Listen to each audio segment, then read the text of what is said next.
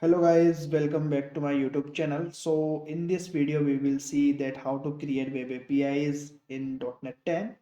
Along with that we will use the PostgreSQL database, or we will do some basic CRUD operations in this database, or there we will use the entity framework core to make it possible. So let me show you the project structure that we will follow. Or I have already created the project template, or after that we will start to create the things from the scratch. So let's see that how we can do this. So if I tell you that I have already installed the two NuGet packages, let me show you here. First is Microsoft Entity Framework Core Tools, or second is npgsql Entity Framework Core PostgreSQL. Make sure that you have installed these two packages in your project. After that, what we will do here, we will start doing everything from the basics, so that we won't face any issues while working with the CRUD operations. Okay, so let's see. First we will set up the app settings.json. In that settings.json, we will create the connection strings, or I will tell you that how to create the connection strings PostgreSQL database. Okay, so let me go to the PostgreSQL admin panel. After that, let's see the connections of the database. So simply I will just click on the PostgreSQL 18 server, or while you go to the properties, there you will see the connection tab. Here we will use these credentials with the connection string, or let me show you that how we can do this. So the first key that we will use here is the host, or you will see that host is local host. So simply I will just write the local host. Along with that, we need to use the port as well. Our the default port is 5432. The 5432 port is the default port for the PGSQL. Okay. Along with that, while you scroll down, then it is so, we need to add the username and password as well. Or I have already set up the password while the installation of the PGSQL. Okay, so first let me name the database as well. Okay, so that I will use here, or we will do the migration process, so that everything will be done automatically for creation database or tables as well. Or the next key that I will take here, which is the username, or here you will see the username is Postgres. Superb. Along with that, if I go to the password section, okay, so at the time of the installation I put the password, which is the f2b stack. Super. So all these basic things I have added here in the connection string. Now let's move to the models. Okay, in the models, I will add a class, products class. Okay, so I will just use the product class here. Along with that, I think I made a mistake. Let me delete this again. I will add a new class,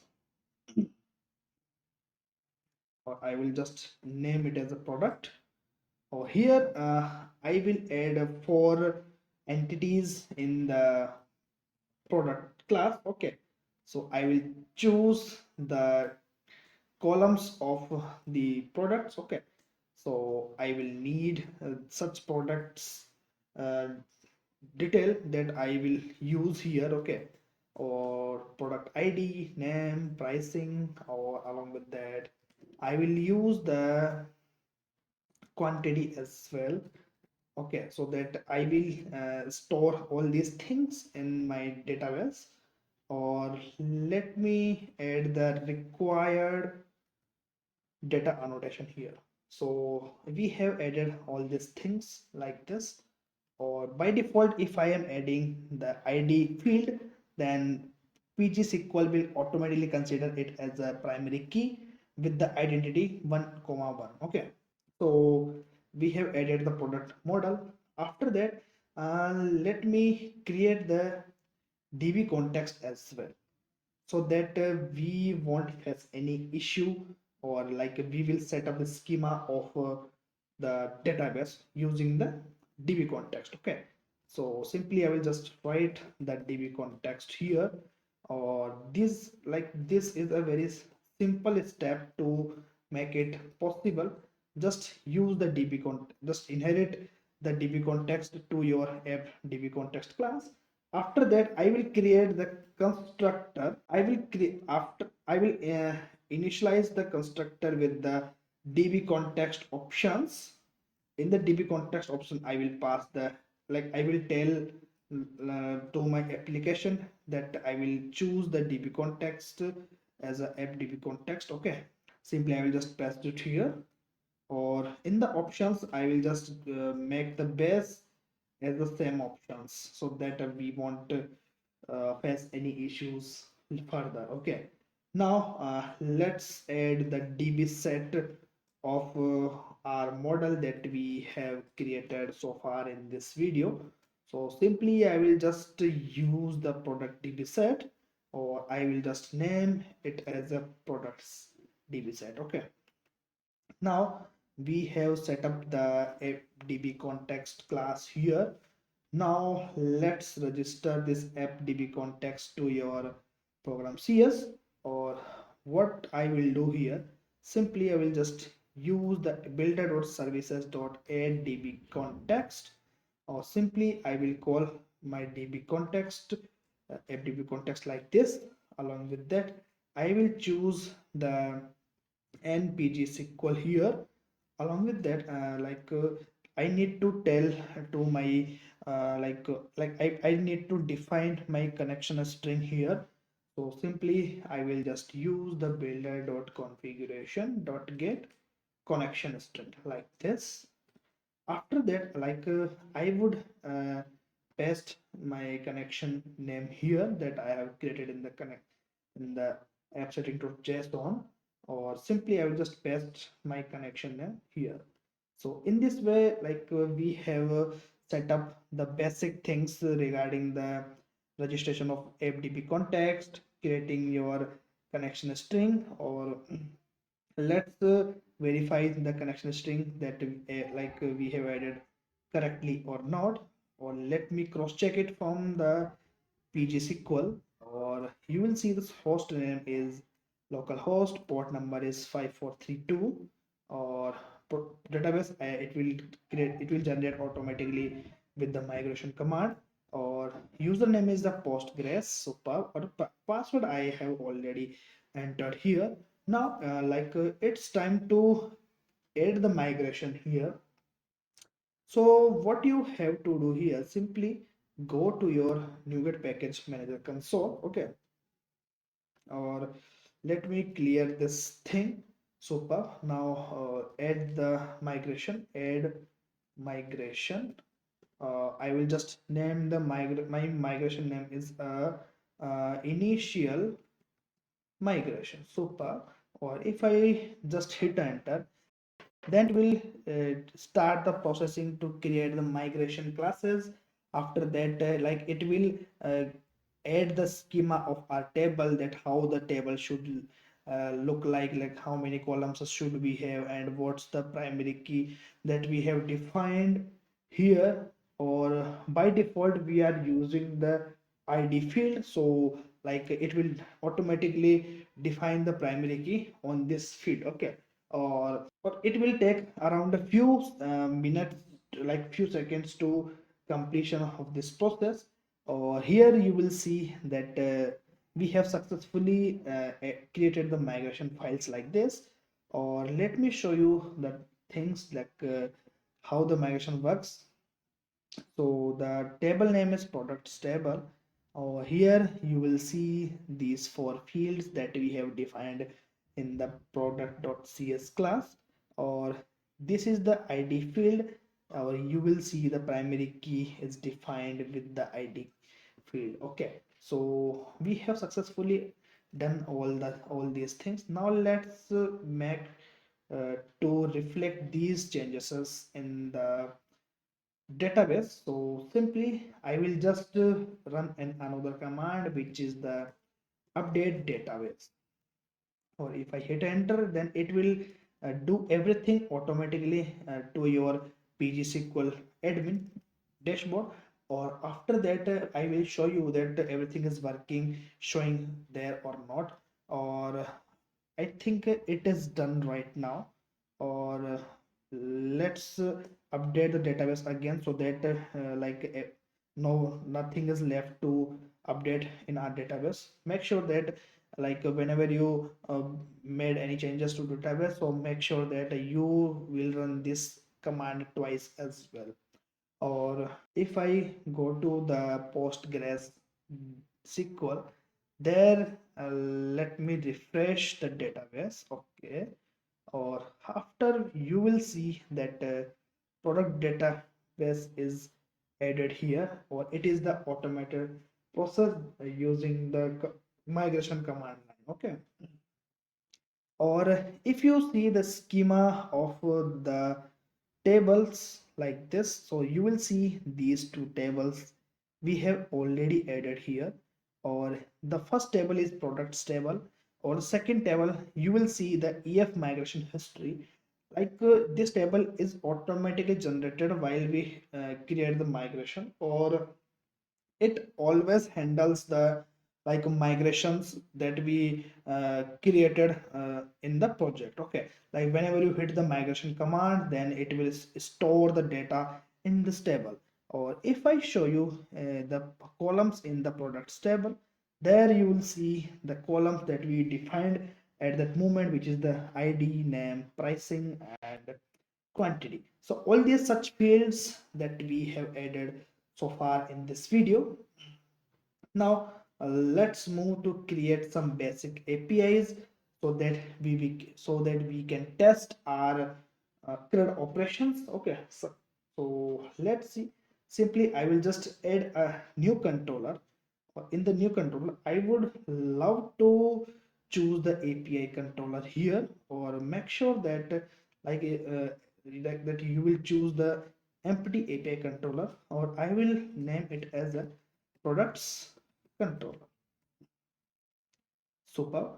Or just add your file here. Or after that, we would define so many things here. We will do the create, update, get, or delete operations with the APIs. Okay, so let's see that how we can do this. Simply, first I will create the constructor, or I will initialize my fdb context here. Okay, so fdb context like this. Or simply I will just use it here. Or I will create the parameterized base constructor, so that everything looks good. Okay, so super. So we have initialized our fdb context here. Now it's time to create your APIs, or the things that you wanna test here. So first I will create the get API. In the get API, what I will do here, simply I will try to get the data, or contacts.products.toList. Okay, so it will get all the list from the products table. Or simply I will just return the data with okay status. Okay, so it's totally up to you that how you can, how you want to define the things. Okay, or let me modify the things for you, so that if the data count is greater than 0, so I will just return my data with the okay status. Okay, otherwise I will use the no content. That's it.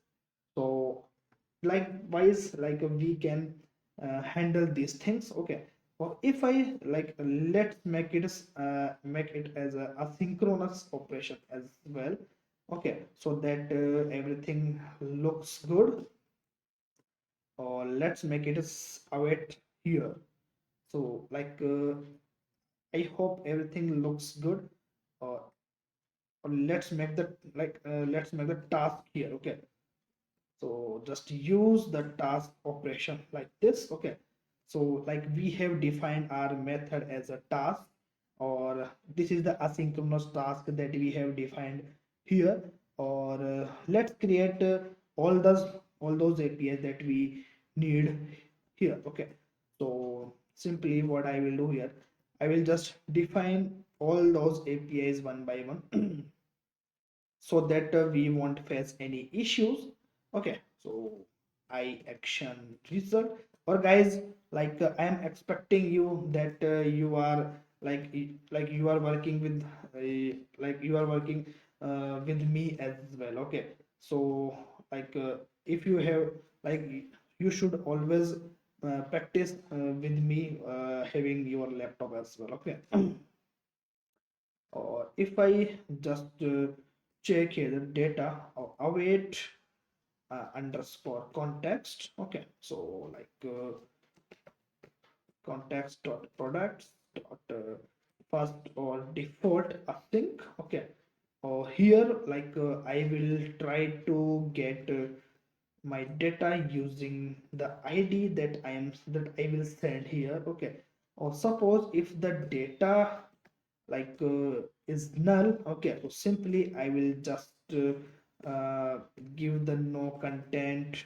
status. Okay, otherwise I will just give my data with the okay status. Okay, so like we have added the things like this. Okay, so I have defined the http get here.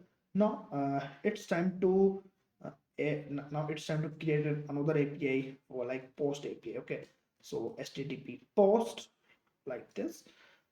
After that, what I will do here, I will simply define the things like public async task. Or what I will do here, simply I will just define the I action result. Or guys, like make sure that you are practicing with me so that you won't face any issues while working with your project. Okay, or simply I would love to define the things like this.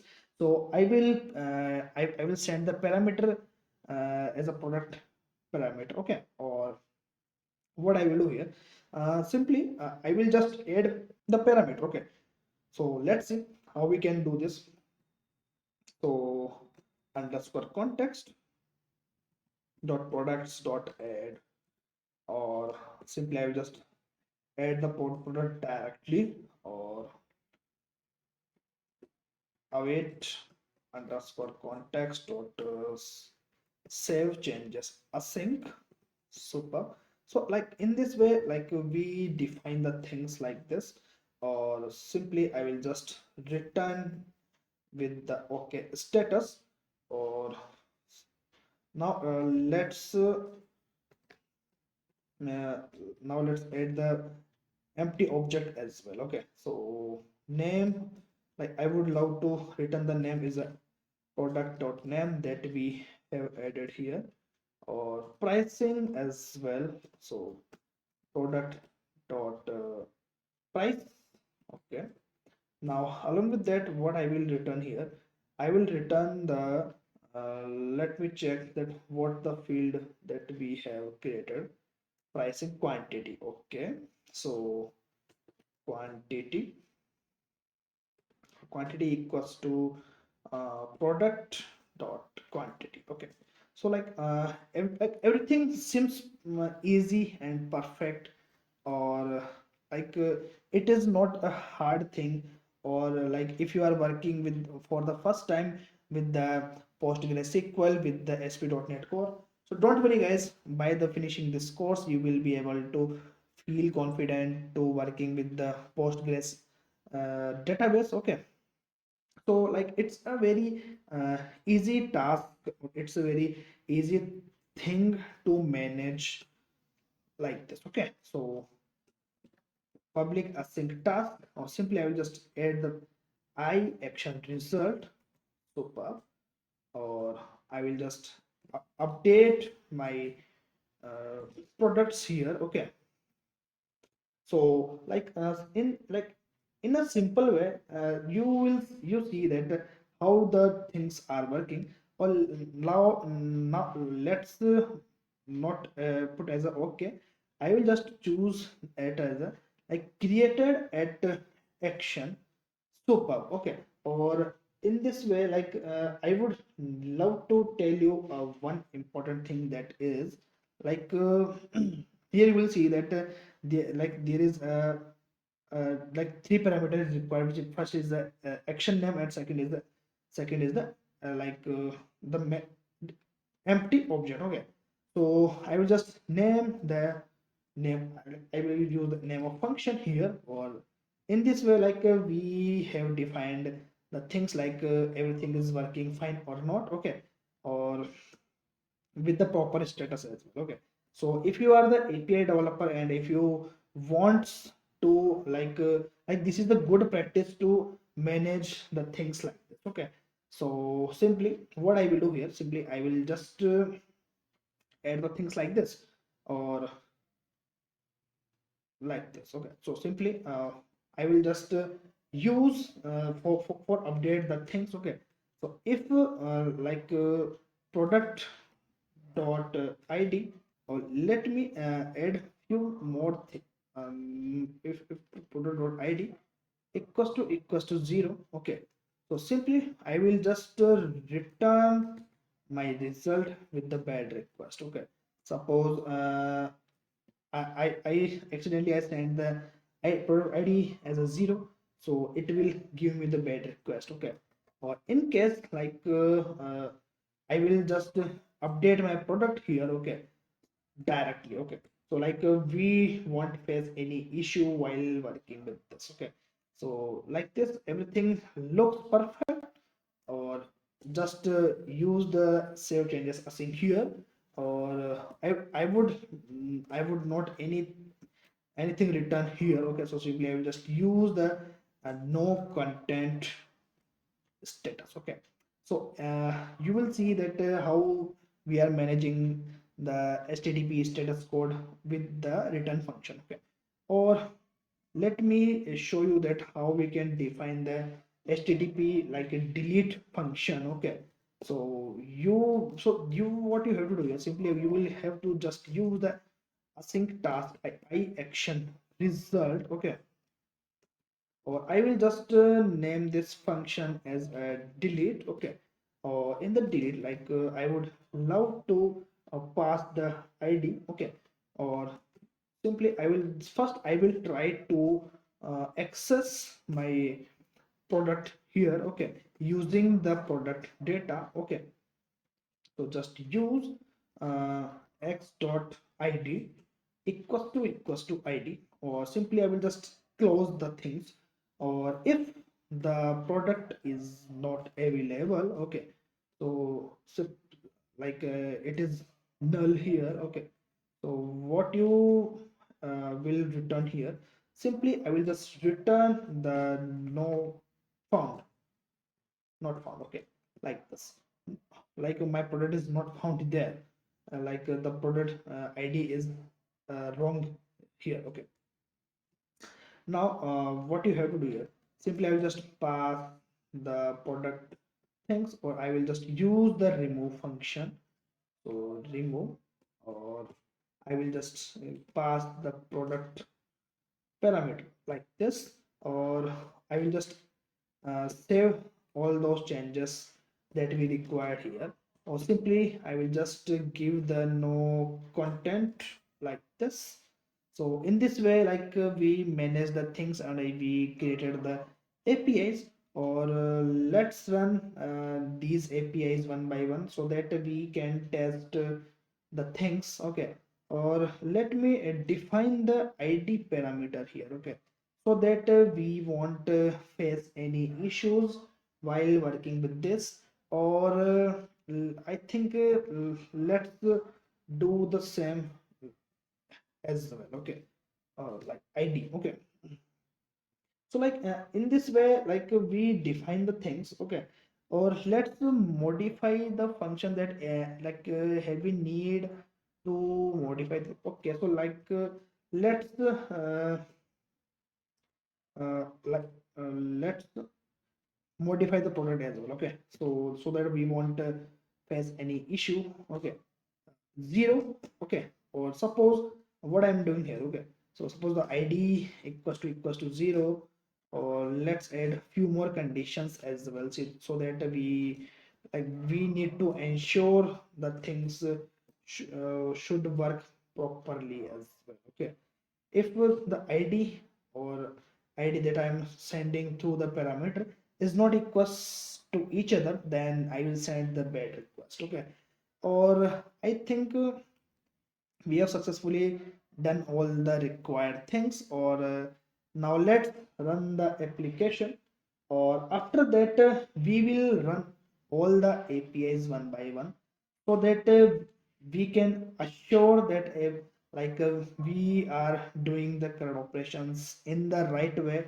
with the PostgreSQL database. Okay, so you have seen that how the setup is so easy to add in your application. Okay, so let's move to the things here. Okay, or now let's create a new HTTP request here.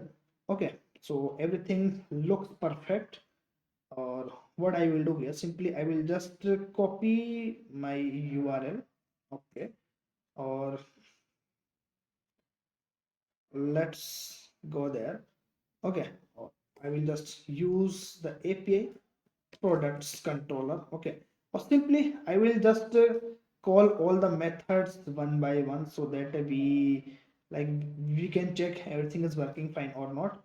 Or now let's add the first thing that we wanna to add here.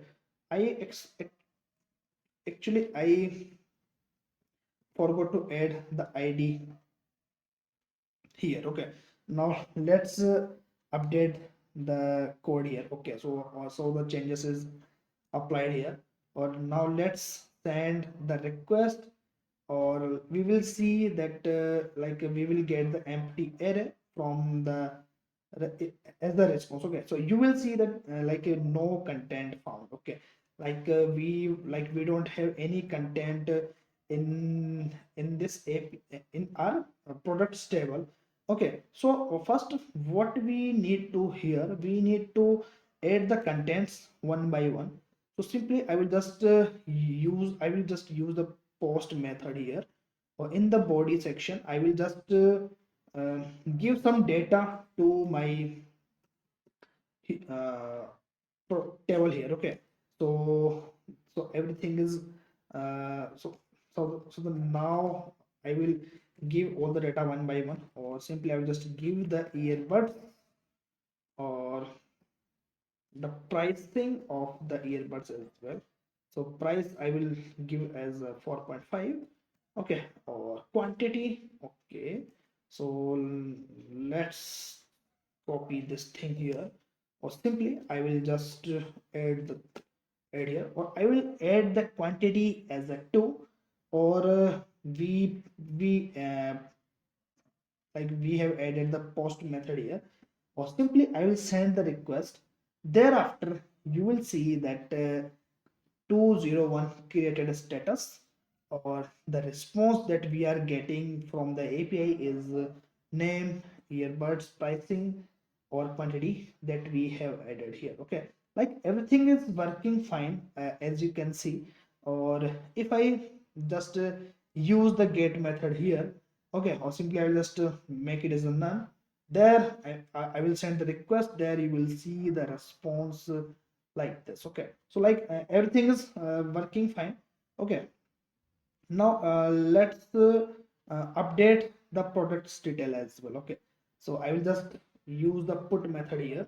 Okay, so the product that I want to uh, I want to update the things price as a 5, or quantity I would love to choose the quantity as a 1. Okay, or on which id I would love to define the id. So first let's not define the id here. Okay, or let's see that how the things are working. Okay, so you will see that a method not allowed, because we mentioned the things that we need to define the id parameter here, because we added the id here. Okay, so I need to pass the id. Okay, suppose I will pass the id as a 0.